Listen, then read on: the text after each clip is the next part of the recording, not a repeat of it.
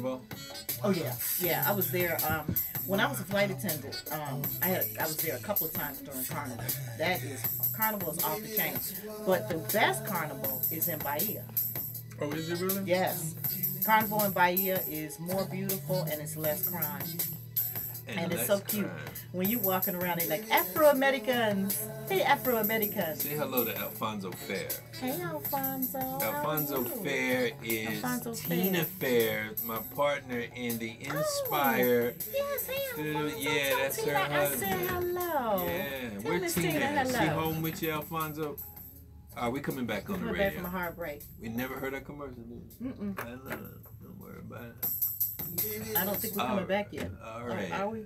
Are we back?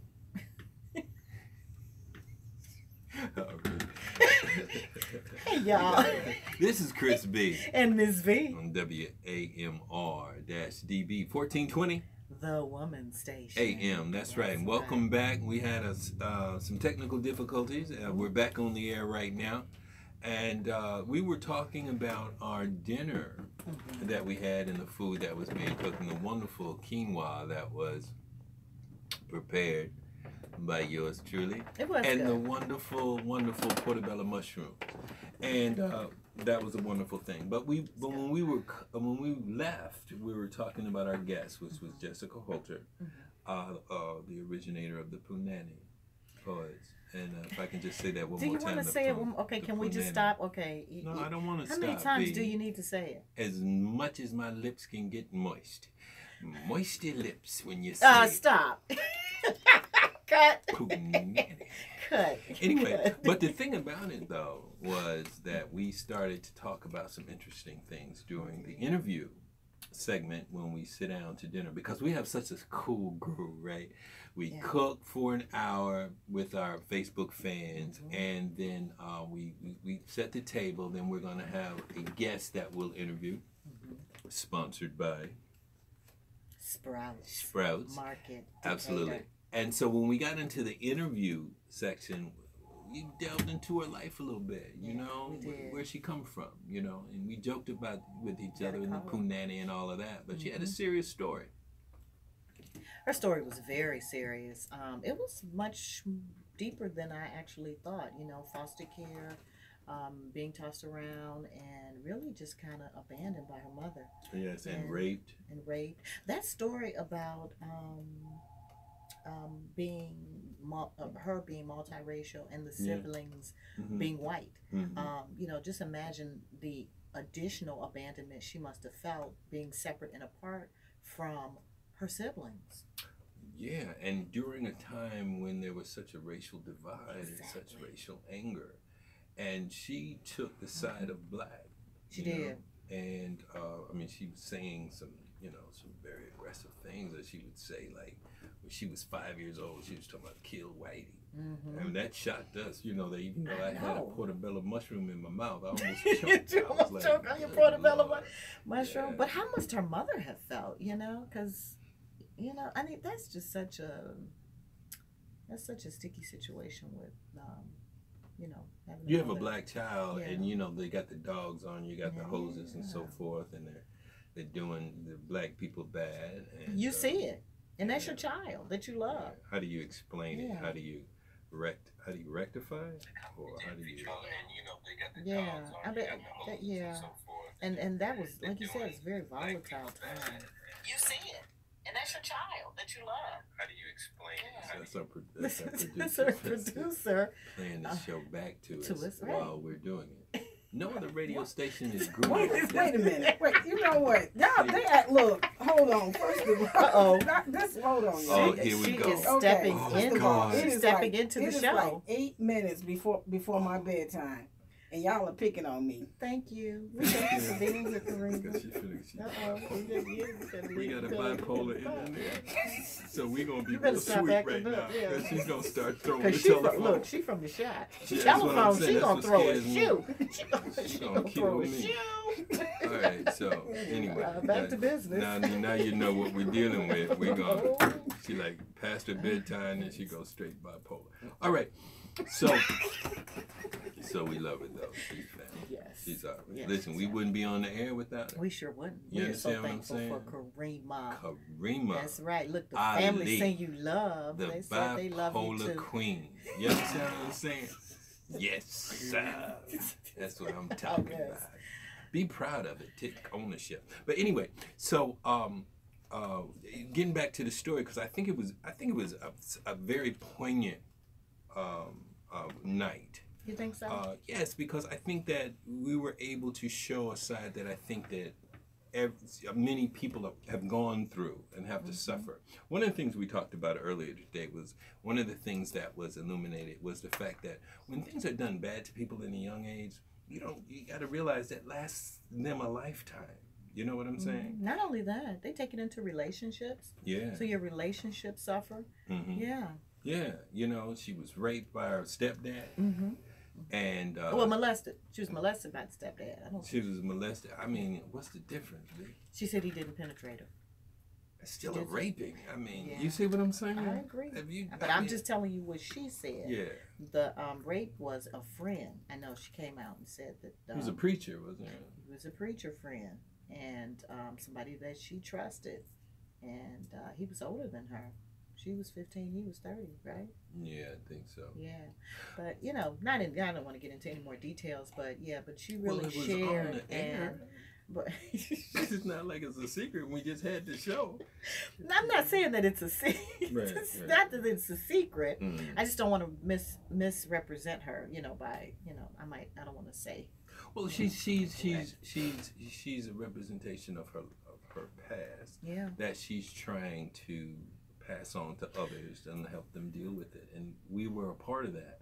And I feel real good about that, though. You know what I'm saying? But she said that she was trying to change how men think. Now, how one woman thinks she can single-handedly change how men think, I don't know how that's going to work. But she did want to change how men think about the punani and how men think about sex. Excuse me, what was that again? What? She wants to change how men think. Oh, I thought you said punani. Okay. See, anytime he gets a chance to say I couldn't hear. Yes, I told no. you my left yeah, ear is right. Weak. Okay. So, but she said she wanted to change the way men think about sex and women, and so I think I think it's an interesting venture that she's taken on. How she's going to do it, well, that's going to be. Well, she has a very diverse and interesting and eclectic show.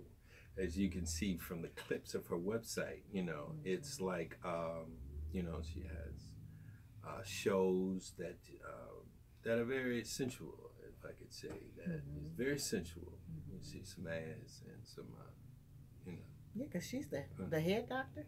Yeah, the character she plays is the head doctor. That's the head doctor. That's And she has a 501(c)(3) though. But she's a minister, which I thought was really interesting. Yeah. That's right. So check her out.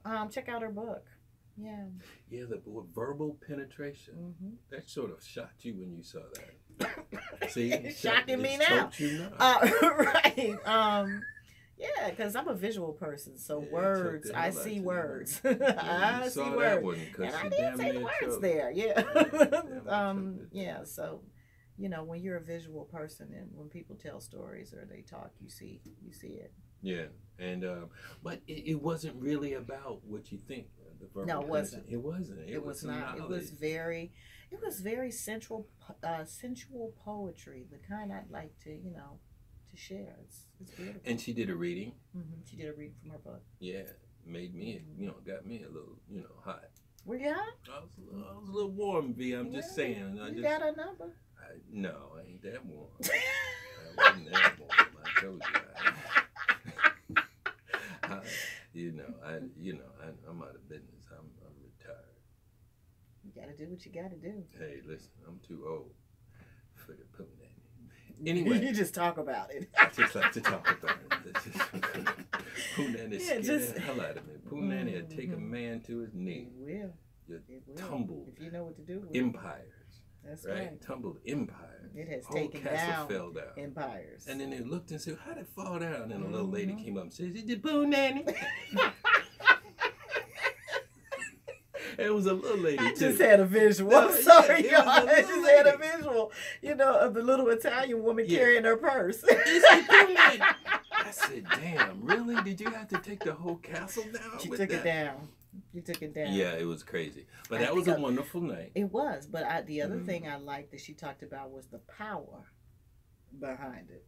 And many of us as women don't realize the power that we have. Oh, we that's give a our damn power lie. away. That's which, a damn the power is of the a whole, punani. the power. Y'all use it all the time. And which is a whole nother discussion. But listen, come on now. Are you serious? Are you telling me that women are not aware of the power as these men out here is just...